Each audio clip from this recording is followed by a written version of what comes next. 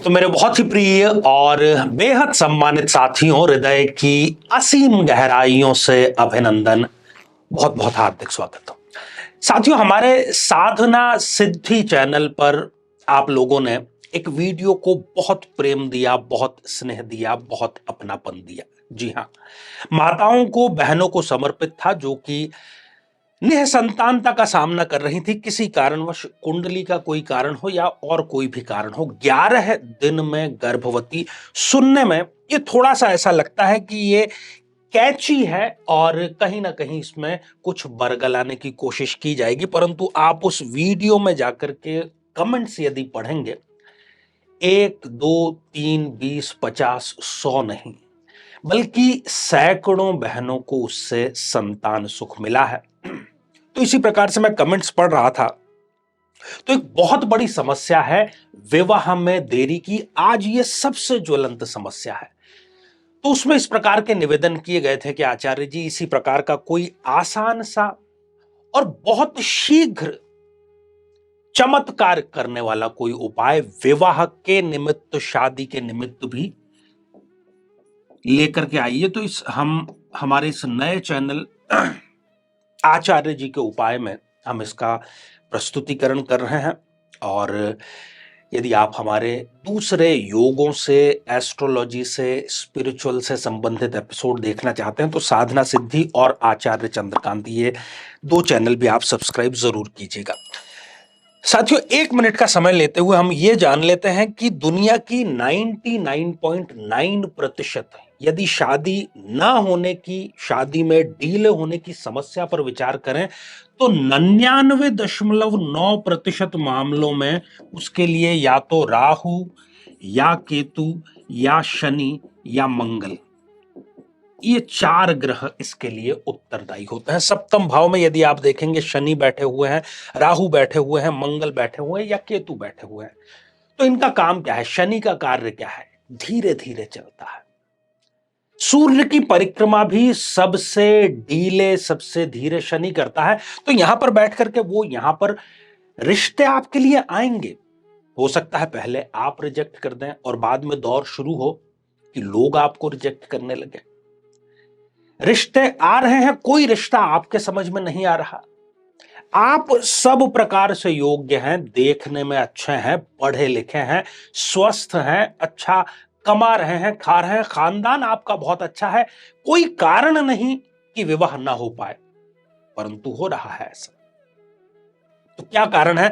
आप भी अपनी जन्म पत्रिका उठा करके जो कारण हमने बतलाए हैं उस पर भी विचार कर सकते हैं। और इसके दीगर भी, मतलब ये सारे स्थितियां यदि ना भी हैं तो जो आज का उपाय आपको हम बतलाने जा रहे हैं वो जादुई उपाय है। जादू, चमत्कार, ये शब्द भी मैं समझता हूं कि छोटे से है।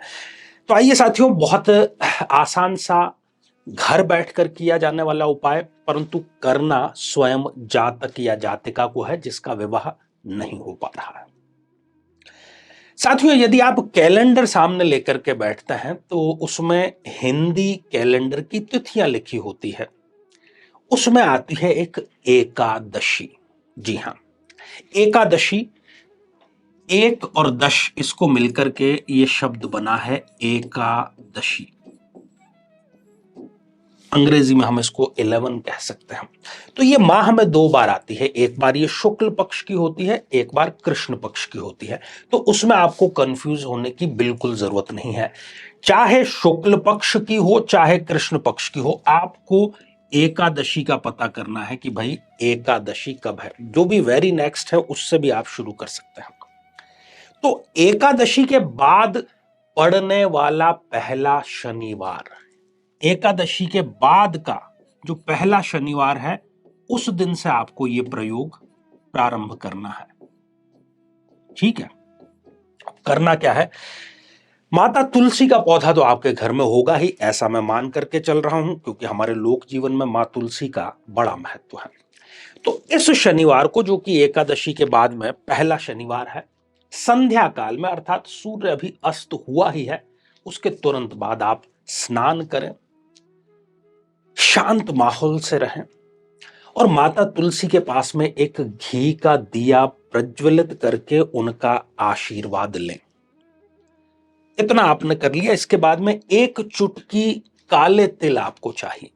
वो एक चुटकी काले तिल आप आपने जो दाहिना हाथ है इसमें आप रख करके उसकी मुट्ठी बना के पास का जो भी शनि मंदिर है वहां पर आपको जाना है, क्योंकि सारा खेल शनि का ही है। राहु और केतु भी शनि के ही अकॉर्डिंग फल देते हैं। अब आप मंदिर प्रांगण में पहुंच गए, शनिदेव को आप प्रणाम करें, प्रार्थना करें और मंदिर के प्रांगण में ही बैठ करके शांत चित्त होकर के आपको दशरथ कृत शनि स्तोत्र या शनि चालीसा, मैं रिपीट कर रहा हूं, कंफ्यूजन नहीं है, दोनों में से जो भी आपके पास में उपलब्ध है किसी एक का एक बार आपको पाठ करना है। चाहे वो दशरथ कृत शनि स्तोत्र हो, चाहे फिर वो शनि चालीसा ही क्यों ना हो, ठीक है। ये मुट्ठी आपकी बंधी ही रहेगी।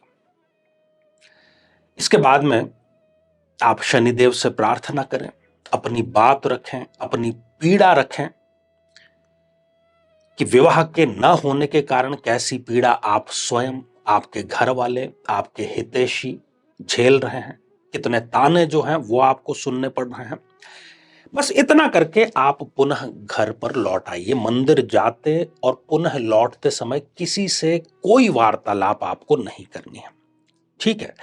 अब जो आप मुट्ठी में बंद हैं आपके एक चुटकी काले तिल, उसको किसी सुरक्षित स्थान पर, अलमारी में या पूजा स्थान पर आप रख दीजिए और नेक्स्ट डे सुबह जो आपके स्नान करने का पात्र है उस पात्र में आपको वो जो काले तिल हैं वो डालने हैं और उसी जल से आपको स्नान करना है।